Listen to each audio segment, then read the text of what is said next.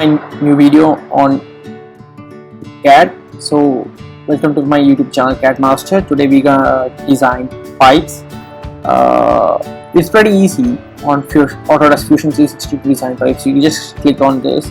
You just create a profile through which the pipe you want the pipe to be. Like I'm just gonna create like this, and here we go. Like this, a really complex pipe. See. It's gonna be really complex. You better probably stick with the spline because spline don't give very sharp curves, because sharp curve are difficult to do with pipes. So this is what you get.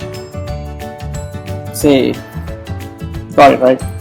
Let's make it a bit more simpler because this thing looks rather complicated and messy. We will make something easier. Just a coil around. Yeah, that looks nice, right? Yeah, that's enough. I guess that's enough, right? So don't you think so? That's enough. Yeah. So now we have this pipe.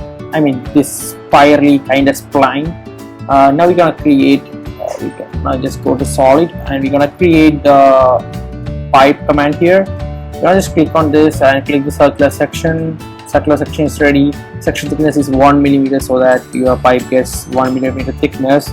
And once it is done, you just click this hollow thing because you want the pipe to be hollow. You don't want it to be a solid rod. So you got this, and now you just click OK, and just in front of you you have a pipe here. So it's that easy to create a pipe in the Autodesk Fusion 360. If you have any doubt, you can always ask that in the comment section down below, and it's pretty easy.